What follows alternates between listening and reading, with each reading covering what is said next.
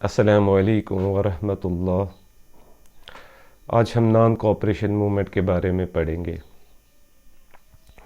Non cooperation movement एक movement है जो इंडियन नेशनल कांग्रेस ने शुरू की, गांधी के under the influence of the Gandhi के इन्फ्लुएंस पर शुरू की ऑन 1 जनवरी 1921 ब्रिटिश गवर्नमेंट के खिलाफ। मीन्स के इंडियन नेशनल कांग्रेस ने एक नॉन कोऑपरेटिव अप्रोच शुरू किया ब्रिटिश गवर्नमेंट के खिलाफ 1921 में। ये नॉन कोऑपरेटिव अप्रोच क्या होता है? ये नॉन कोऑपरेटिव अप्रोच क्या था? ये नॉन कोऑपरेटिव अप्रोच ये था कि इंडियन नेशनल कांग्रेस ने डिसाइड किया कि हम बाइकआउट करेंगे ब्रिटिश गवर्नमेंट को। और कैसे बाइकआउट करेंगे? स्टेजेस में बाइकआउट करेंगे। सबसे पहले क्या करेंगे? सरेंडर करेंगे टाइटल्स जो ब्रिटिश गवर्नमेंट ने इंडियंस को दिए थे, जैसे कि सर टाइटल दिया जाता था, वो सरेंडर करेंगे। और उसके बाद क्या करेंगे?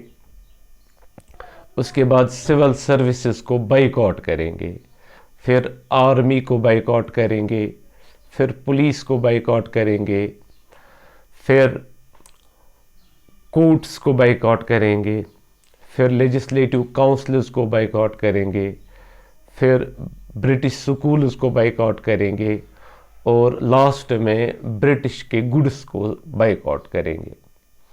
ये था नॉन कोऑपरेशन मूवमेंट का अप्रोच, जो कि स्टार्ट हुआ on the 1 January 1921। Non cooperation movement शुरू हुई, लेकिन इसके काजेस क्या थे? क्यों शुरू हुई? क्यों गांधी ने इन्फ्लुएंस किया इंडियन नेशनल कांग्रेस को कि हम नॉन कोऑपरेशन मूवमेंट शुरू करेंगे? सबसे पहला काज क्या था इसका? सबसे पहला काज ये था, गांधी जी जो था वो कन्विंस्ड था, वो इससे मुत्तफिक था कि अगर इंडिया को फ्रीडम हासिल करनी है तो इसको नॉन कोऑपरेटिव अप्रोच इस्तेमाल करना है ब्रिटिश के साथ। उसने 1909 में अपनी एक बुक में लिखा है जिसका नाम है हिंद स्वराज, जिसमें उसने लिखा है कि अगर इंडियंस फ्रीडम चाहते हैं तो इनको नॉन कोऑपरेशन अडॉप्ट करनी चाहिए, और नॉन कोऑपरेशन ही एक वाहिद रूट है जिससे India with in a year freedom हासिल कर सकता है from the British rule. That means, इसका मतलब है कि Gandhi was convinced earlier that non cooperation movement जो है वो एक टूल है इंडिया को आज़ाद करने के लिए। पहला वाला काज ये था। दूसरा काज क्या बना नॉन कोऑपरेशन मूवमेंट का? दूसरा काज था वो सारी डेवलपमेंट्स जो हुई इंडिया में during the world war first. क्या डेवलपमेंट्स थी वो? During the world war first India में डेवलपमेंट्स जो क्रिएट की गई, उनमें से सबसे पहला था इकोनॉमिक क्राइसिस के क्रिएट किए गए during the world war first India में। कैसे? जब ब्रिटिश वर्ल्ड वार फर्स्ट में अपनी वॉर एक्सपेंडिचर्स को पूरा करने के लिए इसने इंडिया में जो टैक्सेस लगाए थे उनको इंक्रीज किया, जैसे कस्टम ड्यूटी, लैंड रेवेन्यू, इन टैक्सेस को इसने इंक्रीज किया अपनी वॉर एक्सपेंडिचर्स को पूरा करने के लिए। और उसके साथ साथ न्यू टैक्सेस भी इंट्रोड्यूस किए, जैसे income tax was introduce during the world war first in India, ताकि ब्रिटिश गवर्नमेंट इन टैक्सेस से रेवेन्यू हासिल करके अपने वॉर एक्सपेंडिचर्स को पूरा कर सके। और जब ये टैक्सेस लगाए गए तो इससे क्या हुआ? इससे प्राइस हाइक हुआ इंडिया में, इन्फ्लेशन हुआ। और कितनी इन्फ्लेशन की रेट क्या थी? 50% इन्फ्लेशन की रेट थी। और इंडियंस को इस तरीके से during the world war first एक इकोनॉमिकल क्राइसिस पे धकेल दिया गया। कॉमन पीपल सफ़र कर रहे थे, इकोनॉमिक क्राइसिस थे due to the increasing of the taxes and introduction of new taxes. और ड्यूरिंग 1918 से लेकर 1920 इन 3 इयर्स में इंडिया में क्या हुआ, क्रॉप फेलियर्स हुए, जगह जगह पे क्रॉप फेलियर्स हुए।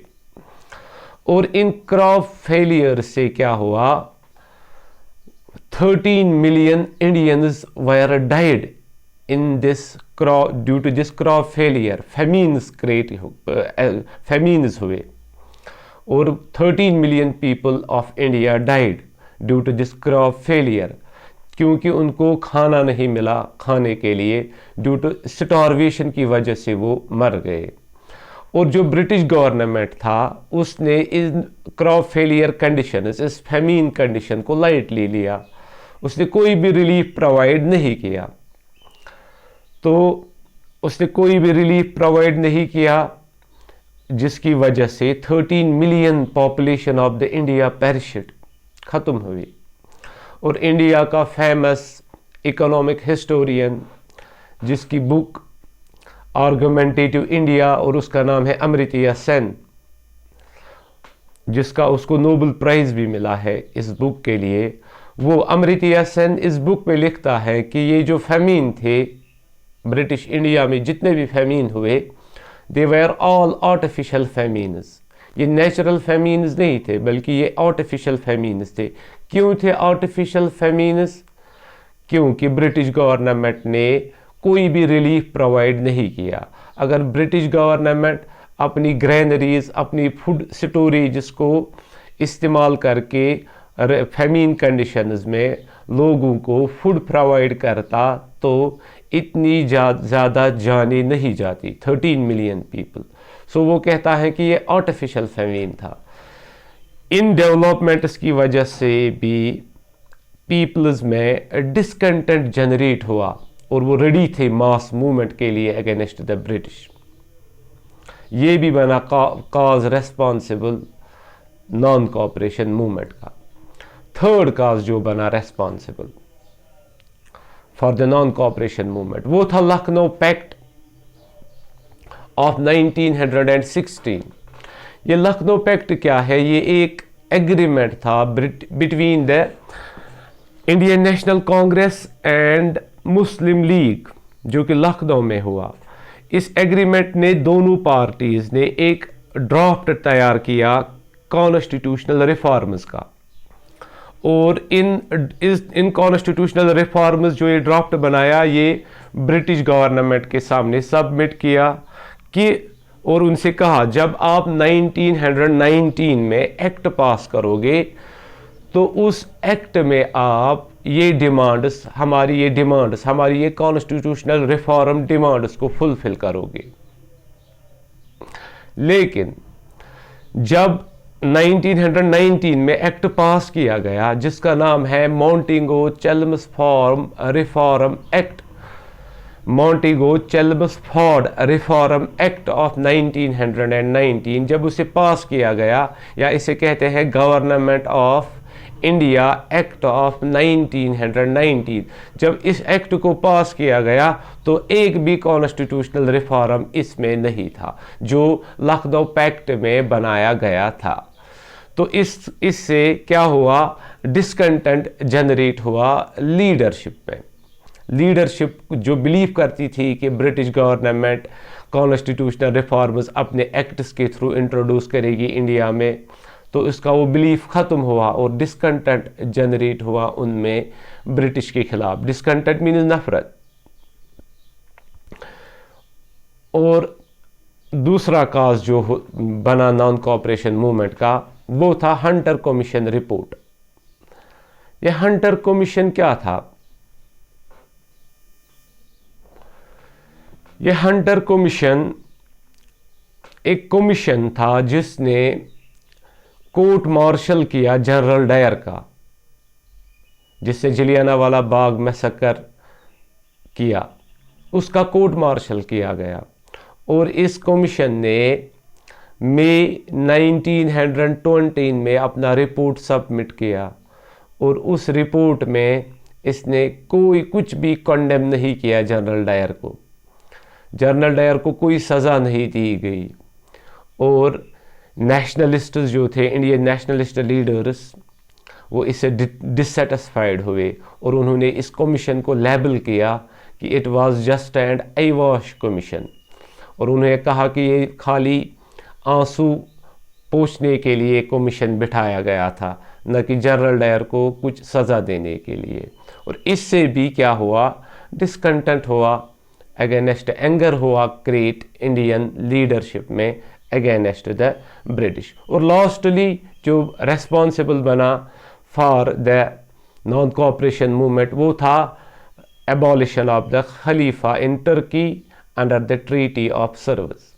जो उसने खिलाफत इंस्टीट्यूशन को जब ट्रीटी ऑफ सर्विस ने एबॉलिश किया तो उससे क्या हुआ, डिसकंटेंट हुए इंडियन मुस्लिम्स। और इस तरीके से ये जो सारी डेवलपमेंट्स हुई, इन डेवलपमेंट्स ने एक नॉन कोऑपरेशन मूवमेंट को बैकग्राउंड प्लेटफॉर्म क्रिएट किया नॉन कोऑपरेशन मूवमेंट के लिए। या एक मूवमेंट कार्ड्स पे थी कि उसको शुरू किया इन सारी डेवलपमेंट्स ने, इन सारे काजेस ने। और गांधी ने नॉन कोऑपरेशन मूवमेंट को शुरू करने के लिए सबसे पहले कलकत्ता का स्पेशल सेशन, आईएनसी का कलकत्ता का स्पेशल सेशन बनाया, क्योंकि बहुत सारे नेशनलिस्ट लीडर जो थे वो नहीं चाहते थे कि हम मास मूवमेंट शुरू करें। और उन लीडर्स को मनवाने के लिए, मोटिवेट करने के लिए, उनको एग्री करने के लिए गांधी ने एक स्पेशल सेशन बुलवाया आईएनसी का कलकत्ता में सितंबर 1920 में। और वहाँ पे इसने उन लीडर्स को मोटिवेट किया for the non cooperation movement के लिए। और जब इंडियन नेशनल कांग्रेस का रेगुलर सेशन हुआ, जो कि हर साल दिसंबर में होता था, या कभी दो सालों, एक साल रेगुलरली नहीं होता था, एक साल ब्रेक होती थी कभी कभार, और जनरली रेगुलर होता था दिसंबर में, हर साल दिसंबर में। जब रेगुलर सेशन हुआ 1920 में नागपुर सेशन ऑफ 1920, दिसंबर 1920 जब ये हुआ, तो वहाँ पे इंडियन नेशनल कांग्रेस ने अडॉप्ट किया नॉन कोऑपरेशन मूवमेंट प्रोग्राम और डिसाइड किया कि हम ये नॉन कोऑपरेशन मूवमेंट शुरू करेंगे ऑन 1 जनवरी 1921। इस तरीके से नॉन कोऑपरेशन मूवमेंट शुरू हुई ऑन द 1 जनवरी 1921। जो ये नॉन कोऑपरेशन मूवमेंट थी, इसमें गांधी ने 3 स्लोगन्स दिए।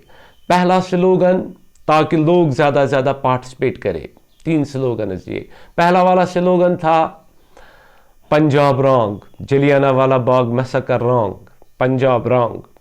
दूसरा था खिलाफत रॉन्ग, जो खिलाफत इंस्टीट्यूशन एबॉलिश किया गया था उसको, ताकि मुस्लिम्स भी पार्टिसिपेट करें, ताकि मुस्लिम्स और हिंदूज में यूनिटी क्रिएट हो सके, इसलिए उसने कहा खिलाफत रॉन्ग।